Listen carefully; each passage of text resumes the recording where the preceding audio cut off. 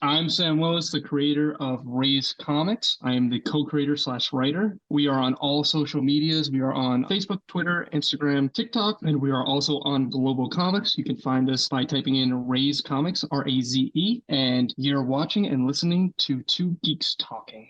Hi, I'm Primm. I'm the co-creator slash co-writer of RAZE Comics. You can find us on all socials. You can also find us on Global Comics as well. And you're watching and listening to Two Geeks Talking. Good morning, afternoon, evening, everyone. Two Geeks Talking is an entertainment industry interview show where we interview the creative people from the comic, film, TV, movie, and video game industries. And of course, I'm your host, Kurt Sasso. We are joined today by two very talented co-creators of an amazing series called RAZE, Sam Willis and Trey Primm. How are you both doing today? Doing awesome. Thank you for asking. Doing pretty good. For those that don't know anything about yourselves as creative people, tell us who you are and what you're bringing to Two Geeks Talking. Yes, my name is Sam Willis. I am the co-creator slash writer on the series of RAZE Comics, and we bring a very interesting take on the zombie genre, and we try to move forward with that. I am Trey. I am the other co-creator slash co-writer and former artist of RAZE Comics. And then kind of to build off what he was saying, we do bring some very interesting storytelling aspects, characters, and overall scenery to the comic book world. What is the most misunderstood aspect about the zombie genre that people who don't follow it misunderstand? Oh, man, that's a good question. I would say, honestly, the tropiness of it. I don't know. I feel like people have a lot of different mindsets of what the zombie genre is and a lot of turnoffs. And we're hoping to kind of rejuvenate the genre as a whole and to bring people back that are lovers of all stories. And just because we are a zombie genre does not mean we cater to just zombie fans. Obviously, there'll be those Easter eggs in there that are cool and that zombie fans will enjoy. But I think there's a lot there for anyone who enjoys a good story. I'd also have to agree with Sam. I think it's just a lot of times I feel like folks with zombies, they put it into one category, one box. But with any sort of genre of media, at one point, it's always been very repetitive. If you think back to like a lot of superhero pieces, it's always been seen as, sort of one way. And then eventually you have very popular series. Like nowadays you have things like The Boys and like Invincible, who are really kind of branching out and doing something that's similar that but also kind of making it different. So I'd say, that is the biggest thing of just kind of, people putting zombies into one category. Well, then I'm curious, what is your favorite and least favorite zombie type movie or series? Ooh, so I'd say favorite zombie series, just because at least to me, it was just so well done, was Train to Busan. Yeah. I'm sure that's a favorite amongst a few people, but it was just, I wouldn't say it really did too many different things with zombies, but it was just so well done that I just have no complaints about the series or the movie, I should say. I think there's a manga for that as well too. I'm not too sure, but I think there might be. Well, let me find out. I'll have to read that. Hot take: Walking Dead. And I mean, the show, I'd say after season 5 is where I really kind of dropped off. I read some of the comics that I think are really good, but I think it at least to me, it got to a point where it was almost like Marvel, where it's very formulaic, and at least to me, it got a little predictable. The actors did a great job with what they have, but I don't know. I just think it got too big or maybe too mainstream, I would say, with all like the spin-offs and just the overall way they do the show. So that for me is currently my least favorite. I would say favorite. I mean, I don't want to say the same thing as Trey. So I'm gonna go, I think, just for the character development and I think how different it was, I'm gonna go with I Am Legend. Because I think a lot of like how the zombies were, at least how they acted and how they were was really cool. So I'm gonna say I Am Legend is my favorite. Least favorite. Oh man. We're gonna divide the room here. So honestly, I'm gonna say something that might be a little bit of a hot take, but I really did not enjoy the Resident Evil, the live action ones. I've seen some of the animation movies, but the live action where they've kind of just just did whatever and, kind of just made up their own rules as far as what the Resident Evil genre was. Obviously, it's over the top, but Alice wasn't even a character, and they kind of just went off the rails with that one. But yeah, I'd say that's my least favorite, or one of my least favorites. What's the elevator pitch of the series, and what sets this series apart from, say, the zombie movies and series that you just previously talked about? So, elevator pitch for RAZE, I would say a mysterious virus breaks out. It takes place in the city of Peekskill, New York. And we follow the main character, Bucky, who was born with a rare condition that not only gives him the ability to kind of adapt, but also bond with this infection. So you really get a chance to see, is he the only one with this rare ability? Are there more people like him? And then, who started it? Where did it come from? And how do we stop it? So what I would say sets this apart, while it has a lot of zombie themes to this series, I would say our comic is more of what we call like a character study with zombie tones here and there. So it really is mostly about, the characters that are there, the personal journeys they go through, and really just, how do people interact when they're at the end of the world, essentially. Trey kind of hit the note on, or kind of hit the nail on the head with that, because I mean, me and him have the conversations all the time, which I think a lot of zombie shows do it, but it's a thing of they rely too much on it. I think a lot of what we try to do in this series is, the zombies are the background, but the characters are the focus of the series. As much as the zombie world and the apocalypse, I think, brings out certain aspects of the characters, if you took that away, you would still have these characters and you would still have them acting as rambunctious and over the top as they are currently. And I think that's something to speak upon, me and Trey, and how we try to develop these characters is, we want people when they come in, like, yeah, zombies is a cool idea, but they're staying for the characters and they're staying to see what stupid or smart or crazy thing they're going to do next. And I think that's what we try to excel in. And I think that's what's going to get a lot of people invested in the series. So what makes good characters in your stories? I mean, and I've said it before, it really is this thing of, and I give Trey all props to this, is anytime we write a character, it's always this question, and he always asks me this, and it's kind of a thing we push forward with every time now, is he always just asks the simple question is why? Whatever idea we come up with this character, whether they're sad, angry, or whatever the case may be, it's like, why?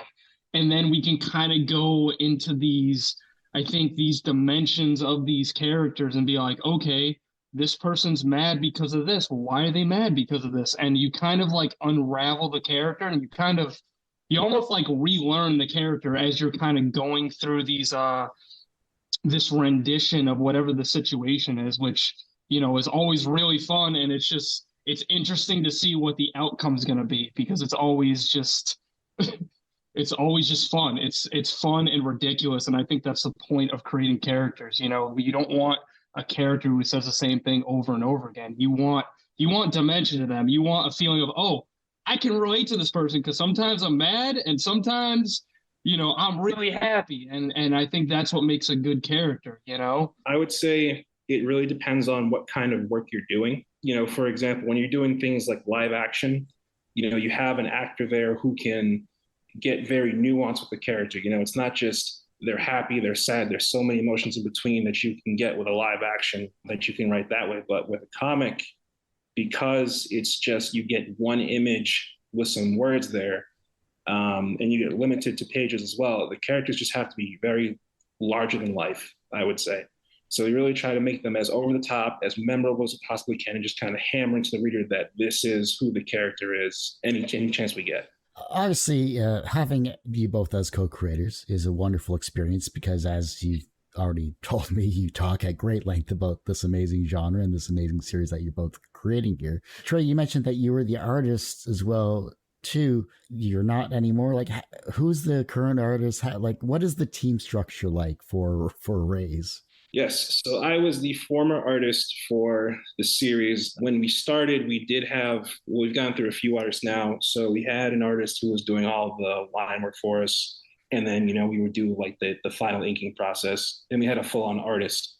And then, we went our separate ways. We ended up losing an artist. So just to kind of fill in, just so we didn't lose all that momentum, I did fill in for an issue just to get the issue done. Now we have an artist who's absolutely fantastic. Vin does an amazing job. And, you guys will probably see, or you've probably seen the stuff that we posted on our social medias and whatnot. I would say for me, I was just a temporary solution. We're still working full-time jobs. So, I work a full job. You work, 11 hours a day, 12 hours a day, however long you're at work, and then come home and draw. But Vin is absolutely killing it. He's so quick. He gets it right like that. He's so good with communication. So I think you guys really like what he's taken this project to. What was the first piece of artwork that you got back that was way better than what you had written on the page?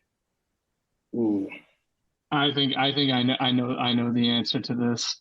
So this backtracks all the way back, I would say, to issue 1, and it was one of the first pages where you saw the infected. And I think, at least for me, when I saw this page, I was just like completely blown away, just like how it looked, how it felt, because it was really the first page of me and Trey have had this idea of the infected in our mind for so long. And I think when we saw that page, it was like, okay, this is something different. This is something that people can latch onto. And I think, at least for me personally, that was like the moment of, okay, we might have something here. I definitely have to agree.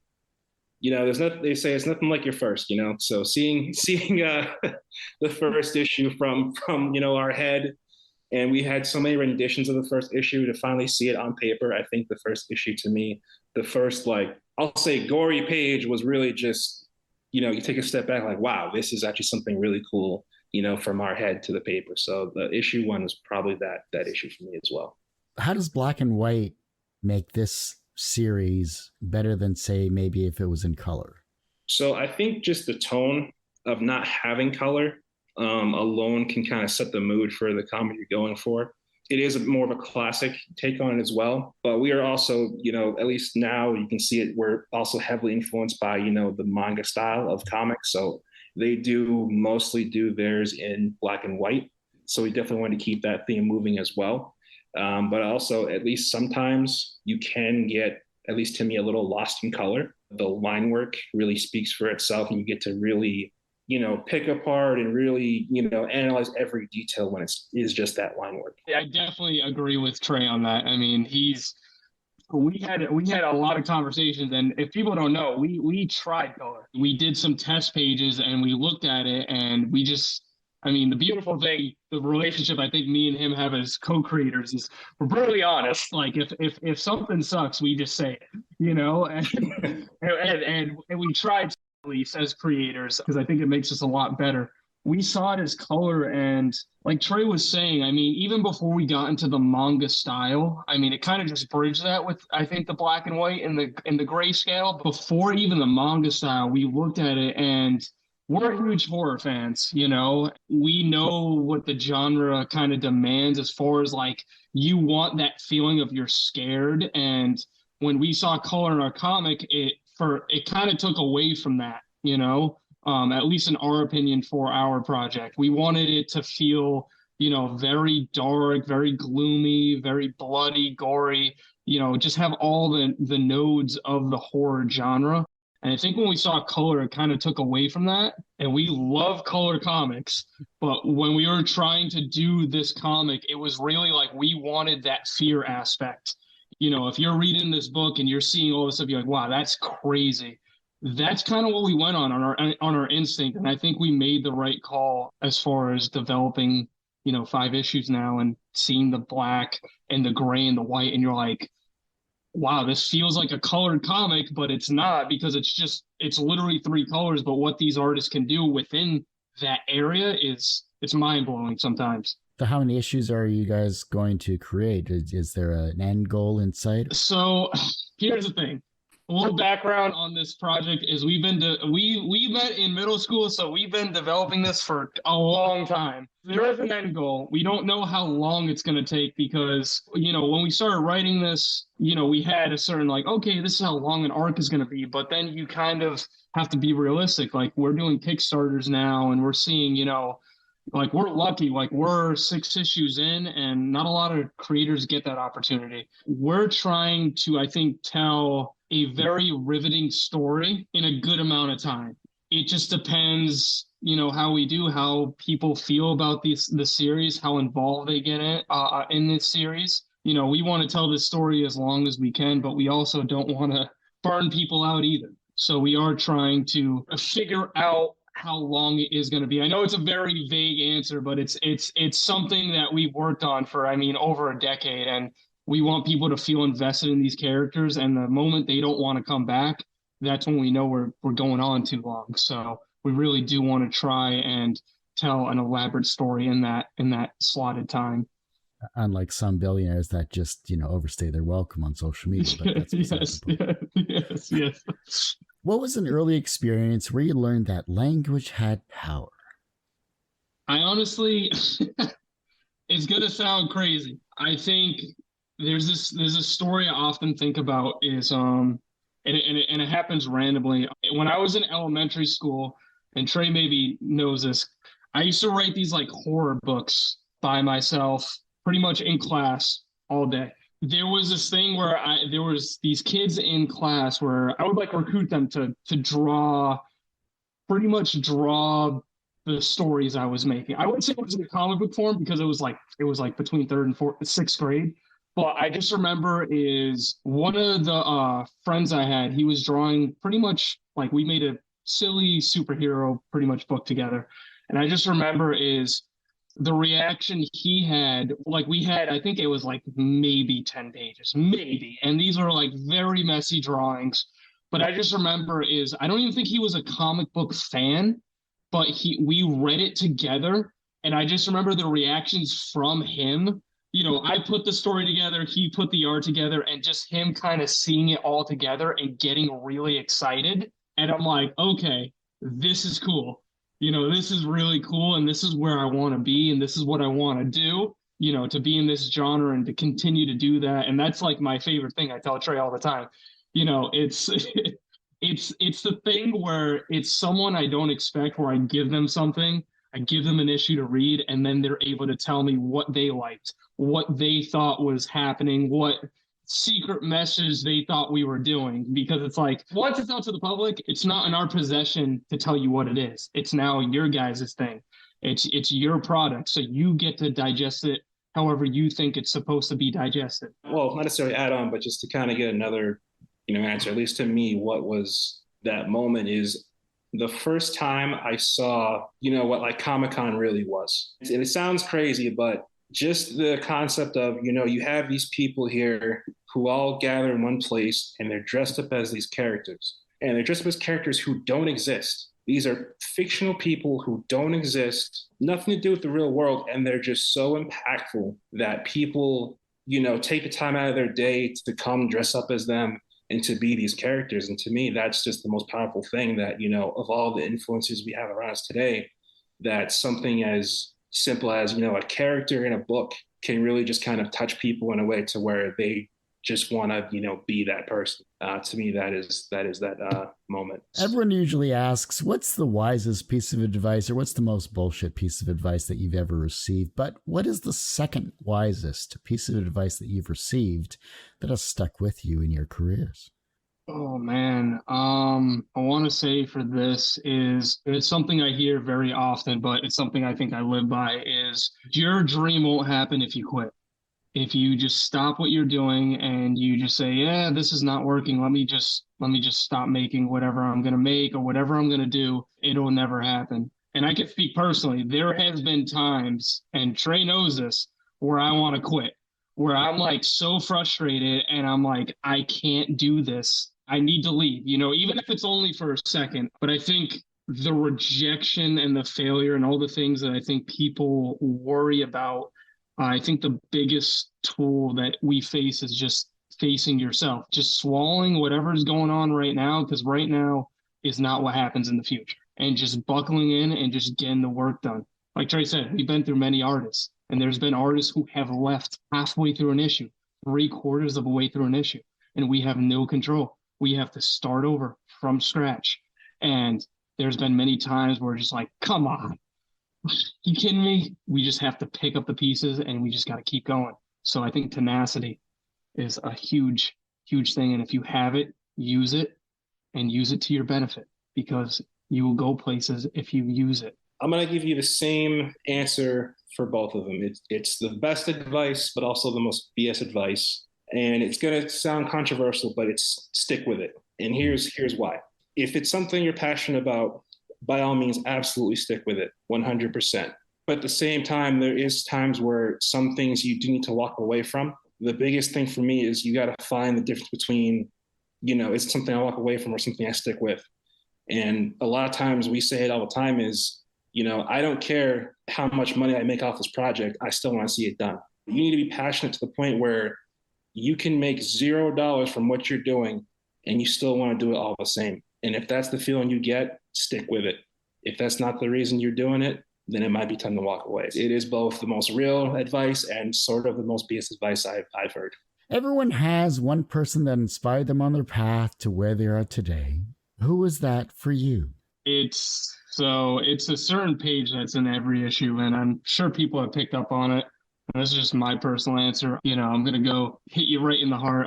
There's a tribute page for my late mother, who, when we were writing this, was not what it is now. It was terrible. It was god awful. And she was able to sit through it, and she was my biggest supporter. I'd show her all the art when it came out, and unfortunately she wasn't able to see issue 1. The goal of the tribute page was, at least if more than myself read and say her name, that she lives on through the comic. And I think she was my biggest inspiration, had the biggest heart, and always told me to follow my dreams and to never give up. So yeah, that's my biggest hero. Well, that's going to be a hard one to follow. I kind of wish I went first. I guess for me, the people who, or not one person, but really, like we said, we've had a lot of influences through like different mangas and whatnot. And that was really a lot of what I read growing up. And the thing I specifically like about their pieces of work as opposed to Western comics, no disrespect to them, is just a lot of times it is just one guy who's writing the story, who's doing the artwork, issue after issue after issue. These guys were so much into their work. They didn't have, luckily like we do, a disposable artist they can just kind of put on the project. So, some of these guys, work, 15 years straight to get their project done. So I always wanted to be like them, like say, hey, this is our project. We've been on it for X amount of years. No matter what, we're there to get it done. So that's really what motivated me to kind of see the project through to the end. Sam, back to your thing. As long as you remember them in your heart, it's truly all that really matters. Mm-hmm. That's beautiful. I used to write Hallmark cards as well, too. From a professional standpoint, you are both successful co-creators, creating, at least as of this interview, 5 issues, soon to be 6, and many, many more in the future, not with just this series, but maybe others in the future as well, too. So professionally, you're successful in that regard. Do you consider yourselves personally successful? Yeah, I mean, I would say, honestly, personally, I think, knock on wood on this one, but if I was to pass away tomorrow, I think, where I've come since I was a kid and just wanting to do something in the creative field and going on interviews, talking about our project, I think it's a thing I've dreamed of since I was a kid. And personally, I mean, I think this is probably the happiest I've been in a long time. I've got a great team and I've got a great support system around me. So I would say personally, I do feel successful. It's only up from here. Sort of. I can't give myself the full status of successful, at least for me, the way I operate. Once I give myself a title or a status, not that I don't want it anymore, but I don't feel like I'll be chasing it as much.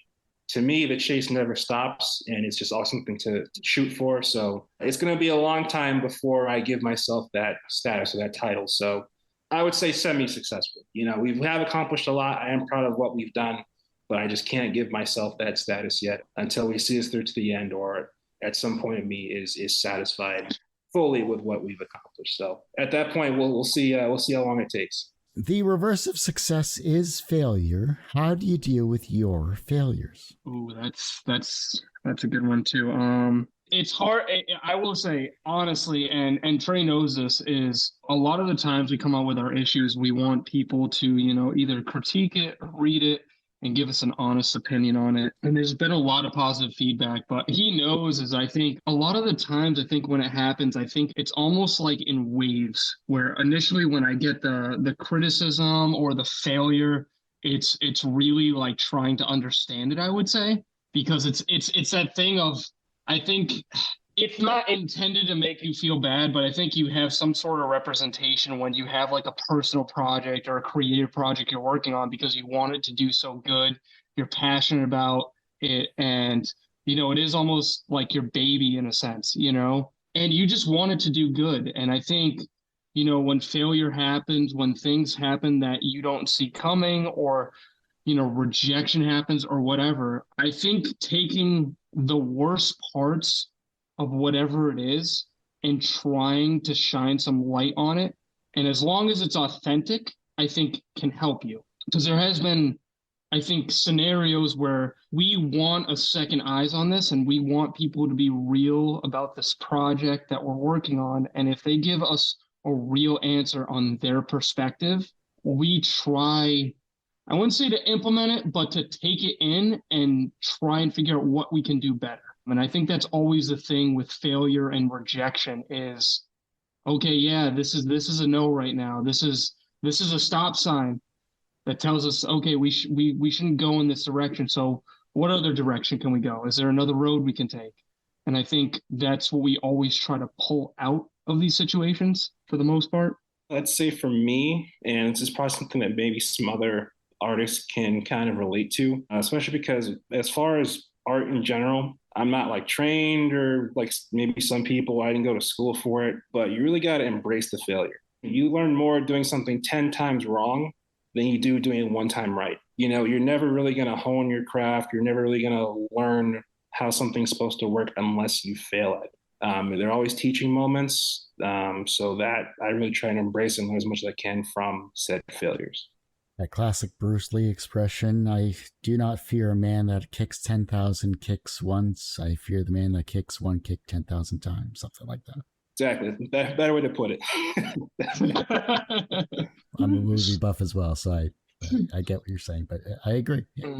Also, be like water. The younger generation is looking at your work and they're becoming inspired to be creative in their own way, whether it's as a comic creator or a writer, artist, whatever it may be creatively. Maybe you've inspired them through RAZE comic series as it is. How can they inspire the generation that follows them? I would say the most inspirational thing you can do, and this is going to sound a little cliche, but be yourself, be original, stick to your guns. It seems like a lot of times in media we have right now, people are often trying to imitate other things because they're popular, not necessarily because that there's something that they necessarily are passionate about or want to do. Being the best version of yourself, or being yourself, is the most inspirational thing because so many great things have come from it. Like we said, we want to be different with this series. If we just kind of did what everyone else was doing, I don't think we'd be inspirational to ourselves or anyone else. So really just kind of do you in a very simple term. Just kind of piggybacking, because I think very much of the same answer, but I think, being authentic, I think there's a difference between imitation and inspiration. I think we're all inspired by something, but I think, we all come from different walks of life. And I think if you can find something that you love and to kind of branch off from it, just be passionate about it at the end of the day. It goes back to what we were saying earlier. We're not making a whole lot right now. So, I mean, we're very passionate about it, and people are going to see that. People are going to see your passion. And that's, I think, what's going to speak to them more than anything. There's been a handful of events that we've gone to. Once we start describing the series and people can see that energy and that passion, they're coming back to invest in you at the end of the day. So I think the authenticity of it is really going to bring people into your project and be like, okay, maybe even if it isn't my cup of tea, I met these guys, they're really cool, and I really like what they're trying to accomplish in this genre. Let me see what they have to offer. And I think that's where you're going to get a lot of different people who want to invest in you and your time and your book.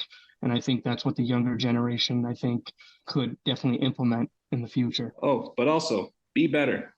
There's nothing wrong, and I don't mean that in a negative way. There's nothing wrong with wanting to be better. It's one thing to be inspired by us, but if we're someone who inspires you, you should try and be better than us. And the next person should try to be better than you. And that's the only way people are going to keep inspiring the others, is by trying to be better than what's come before them.